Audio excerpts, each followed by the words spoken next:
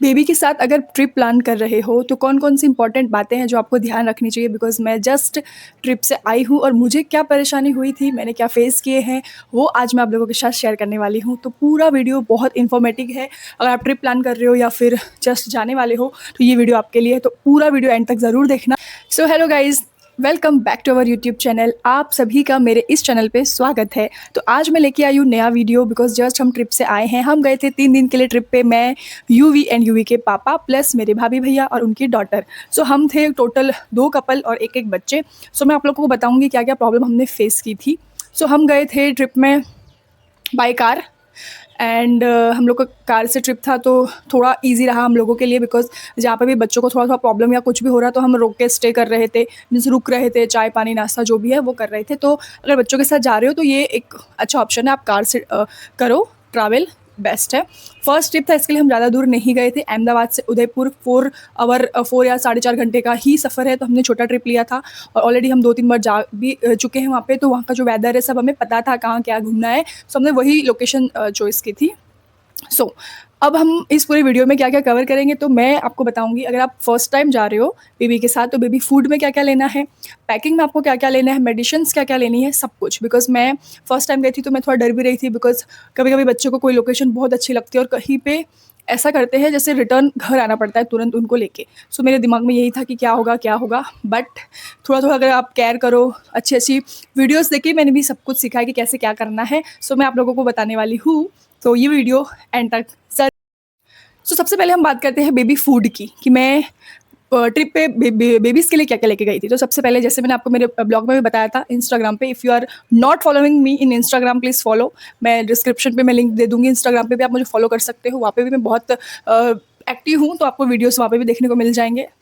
So first है मैं ले गई थी घर से मखाने, रोस्टेड मखाने, घी में मैंने अच्छे से सेक दिए थे उसको। और फिर ले गई थी मैं रागी के लड्डू, घर पे बने हुए गाँठिए ले गई थी, किशमिश ले गई थी। ये 4-5 जो चटर-पटर की आइटम होती है गाड़ी में, उनको मैं दे सकूँ, कहीं हम घूमने जा रहे हैं तो कुछ दे सकूँ, ये मैं लेके गई थी चटर-पटर, ओके। अब बात करते हैं मील की, जो जो प्रॉपर मील है जो बच्चे खाते हैं उसके लिए। तो उसके लिए सबसे बेस्ट ऑप्शन मेरे लिए है साउथ इंडियन फूड, क्योंकि यूवी को पसंद है इडली, सादा डोसा, ये सब वो अच्छे से खा लेता है। सेकंड मैंने हेल्प लिया था फ्रूट्स का, क्योंकि फ्रूट्स तो आप कोई भी लोकेशन में जाओगे तो आराम से मिल जाएगा। सो मैंने उसे चीकू खिलाया वहाँ पे, तो उसने अच्छे से खाया। हर्षिता दी जो मेरे भाई की डॉटर है, वो दोनों। अब मैं एक और सजेशन दूँगी आप लोगों को, अगर आप ट्रिप प्लान कर रहे हो तो हो सके अगर कोई एक ऐसा और कपल हो या ऐसा कोई दोस्त हो जिसकी बेबी हो तो बेस्ट रहेगा, क्योंकि बच्चे वो बोर ही नहीं होते, वो साथ में खेलते रहते हैं, खेलते रहते हैं। तो मेरे लिए तो ये बेस्ट था डिसीजन कि हम लोग साथ में गए थे तो बच्चे भी एन्जॉय। लंच में और डिनर में हम क्या देते थे, तो जिस भी रेस्टोरेंट में हम खाना खाने जाते थे, वहाँ पे हम ऑलरेडी बोलते थे कि हमको जैसे दाल राइस अगर हमने ऑर्डर की है, तो जो दाल है वो थोड़ी स्टीम स्टीम हम पहले से माँग लेते थे कि एक बाउल में आप दाल हमको स्टीम करके दे दो। अदरवाइज़ जो हम सब्ज़ी ऑर्डर करते थे उसमें जो आलू है या फिर पनीर है, उसको हम थोड़ा-सा उसका जो मसाला है, एक्स्ट्रा मसाला रिमूव करके जो वो है आलू और पनीर, वो हम खिलाते थे। चपाती खिलाते थे और दाल-चावल में से थोड़ा-थोड़ा मिक्स करके उनको खिलाया था। इस तरह से हम लोगों ने बेबी फूड का ध्यान रखा। और रही बात मिल्क की, अब क्योंकि हर्षिता और युवान दोनों में एक सेम ये है कॉमन चीज़ कि दोनों को ऊपर का मिल्क कम पसंद है, मतलब ना यूवी को पसंद है ना हर्षु को पसंद है, वो दोनों नहीं पीते ज़्यादा। ज़्यादातर अभी तक वो ब्रेस्ट फीड ही कर रहे हैं। स्टार्टिंग में यूवी पी लेता था बट अभी थोड़ा नखरे करता है, तो मुझे मिल्क की कोई इशू नहीं आई क्योंकि मैं उसको ब्रेस्ट फीड करवा ले रही थी। प्लस फूड का जैसे मैंने आपको बताया, इडली ये सब से और फ्रूट से मैंने उसका सर्वाइव किया 2-3 दिन, तो ईज़िली बेबी फूड मैंने कवर कर ली और वो ईज़िली खा भी लेता है। सो ये बात हुई बेबी फूड की। अगर आप जा रहे हो तो ये सब चीज़ का ध्यान रखना, क्योंकि साउथ इंडियन तो नॉर्मली कोई भी लोकेशन में अगर आप जाते हो तो ईज़िली मिल जाएगा, तो ये इंपॉर्टेंट पॉइंट है। प्लस खिचड़ी भी हमने बहुत बार दी थी। यूवी यूवी को खिचड़ी है, दाल-चावल है, पनीर के पीसेस, एक्स्ट्रा मसाला हटा के, तो सब कुछ मतलब इस तरह से उन्हें अच्छे से ट्रिप है। मेडिसिन्स, अगर आप बच्चों के साथ कहीं पे भी ट्रैवल कर रहे हो तो मेक श्योर उनके जो नेसेसरी मेडिसिन्स होती है, भले वहाँ पे कुछ ना हो लेकिन लेके जाना बहुत ज़रूरी है, बिकॉज़ नई लोकेशन में नया डॉक्टर, नई दवा, फिर उसको होगा कि नहीं उससे कुछ, तो इससे अच्छा आप घर से ही लेके जाओ। तो मैं लेके गई थी कान के ड्रॉप्स, नोज़ी के ड्रॉप्स, फ़ीवर का, सर्दी उसको बहुत जल्दी हो जाती है तो सर्दी, कफ़ के ड्रॉप्स मैं ऑलरेडी लेके गई थी। बट लेकिन बाय द लक किसी भी मेडिसिन की ज़रूरत वहाँ पे नहीं पड़ी इन दोनों को। दोनों ने अच्छे से एन्जॉय किया, वहाँ के वेदर को एक्सेप्ट कर लिया। और यही होता है, बच्चे जब धीरे-धीरे बड़े होते हैं, 1 साल के होने लगते हैं, तो उनकी जो इम्यूनिटी पावर है, वो भी काफ़ी बढ़ जाती है। तो धीरे-धीरे वो लोग मतलब छोटी-मोटी जो तकलीफ़ें होती है, उसको यूँ ही पार कर लेते हैं, मुझे ऐसा लगता है। सो वहाँ पे इन लोगों को कुछ नहीं हुआ, अच्छे से एन्जॉय किया इन लोगों ने। और दवा लेकिन लेके जाना बहुत ज़रूरी है। अगर कुछ होता है, तो वो दवा से आप वहीं पे भी ठीक कर सकते हो इंस्टेंट। ना ही किसी डॉक्टर को या नई लोकेशन में ढूँढना थोड़ा-सा प्रॉब्लमैटिक है।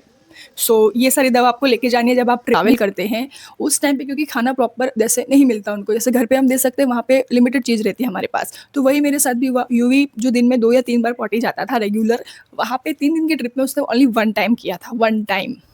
और मैं इतना ज़्यादा डर गई, अगर नई लोकेशन में जाते हैं, नया खान-पान मिलता है हमको वहाँ का, तो कॉन्स्टिपेशन तो बहुत नॉर्मल बात है, किसी को भी हो जाती है, तो बच्चों का ये रहता ही है। तो यूवी ने भी वहाँ पे 3 दिन में बस 1 ही दिन पॉटी करी, बाकी नहीं करी। और जैसे हम यहाँ पे आए, तो वही सिलसिला चालू। 1 दिन में 2 बार, 1 दिन में 2 बार, तो मतलब कॉन्स्टिपेशन के इश्यूज़ रहते ही हैं बेबीज़ को भी और हमें भी। सो ये तो अब बात करते हैं डायपर और क्लॉथ की। अब मैं आपको एक इंटरेस्टिंग बात बताती हूँ। हम गए थे 3 दिन के लिए, मैंने डायपर कितने लिए थे? 15। 15 डायपर मैं लेके गई थी, क्योंकि एक्स्ट्रा केयर वाली मॉम हूँ मैं, मुझे ऐसा कभी लगता है मैं ज़्यादा ही सोच लेती हूँ कि अगर मेरी बेबी ने पॉटी कर दी तो अलग, घूमने का अलग, रात का अलग, ऐसा सब मैंने सोच लिया और मैंने 15 डायपर रख लिया। और जब मैं सारे रिटर्न लेके आई हूँ, मतलब मुश्किल से 7-8 यूज़ हुए होंगे, क्योंकि एक दिन का 2 तो बदलती ही हूँ। सुबह अगर 11 बजे पिलाया है तो फिर शाम को 4-5 बजे रिमूव करके एक दिन का 3 पिलाती हूँ, सॉरी 3 पिलाती हूँ मैं, बिकॉज़ मॉर्निंग का फिर घूम के आओ, फिर शाम का अलग और नाइट का तो अलग ही रहता है, क्योंकि वो फिर पूरे दिन रोटेशन चलता है नाइट का। तो इस हिसाब से मैं 8-9 ही मेरे यूज़ हुए, बाकी मैं सब लेके आई। सो मेक श्योर डायपर आप लेके जाओ अच्छा खासा। कपड़े, अब कपड़े का इंटरेस्टिंग बात बताती हूँ। कपड़े भी हम 3 दिन के लिए गए थे, हमें ज़्यादा से ज़्यादा बच्चों के 4 या 5 जोड़ी हम ले सकते हैं, राइट? मैंने लिए थे 12 जोड़ी।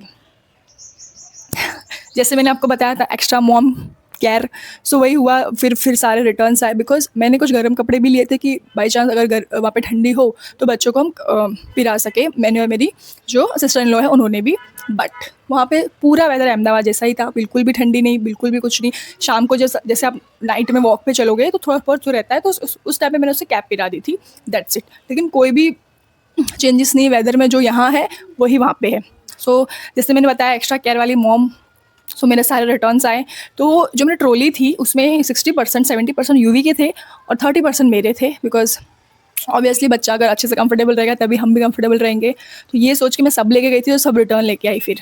तो आप लोगों को बस इतना कहूँगी कि केयर करो, पर एक्स्ट्रा करने की ज़रूरत नहीं है। 3 दिन का है तो 5-7 जोड़ी इनफ है, 9-10 की ज़रूरत नहीं है बच्चों को, बिकॉज़ इतना भी वो नहीं बिगाड़ते, क्योंकि अब ऑब्वियसली बड़े हो गए हैं। सो मोस्टली तीनों टॉपिक जो मेन थी वो मैंने कवर कर ली है वीडियो में। अब लास्ट मैं यही कहूँगी, अगर आप ट्रिप पे जा रहे हो बच्चों के साथ, तो आप जो प्लान अगर आपने किया है कि एक दिन में हमने 3 लोकेशन कवर कर लेनी है, कि यहाँ भी घूमना है, ये लेक घूमना है, ये करना है, तो ऐसा कुछ नहीं होता। मेरे साथ तो ऐसा ही हुआ। जब हम होटल से निकल रहे थे, तब निकलते थे रेडी होके बच्चों को मस्त, जैसे एक लोकेशन कंप्लीट हुई, उसके बाद बच्चे सो जाते थे, मेरे और भाभी दोनों के। 2 लोकेशन पेंडिंग रह गई। अब हम सोचते थे इनको सोते हुए कैसे हम कहीं घुमा सकते हैं। तो रिटर्न फिर आते थे हम होटल, फिर उनको सुलाते थे, खुद भी थोड़ा रेस्ट करते थे। फिर शाम हो जाती थी 4-5 बजे।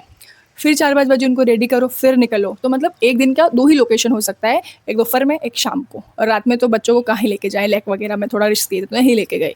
तो हमने जितना हम सोच के गए थे कि ये भी कवर करेंगे, वो भी तो ऐसा नहीं हो पाया। हमने घूमा, एन्जॉय भी किया, बट थोड़ा लिटिल बिकॉज़ ऑब्वियसली हमारे जो लिटिल वन्स हैं दोनों, उनको भी कंफर्टेबल होना ज़रूरी है।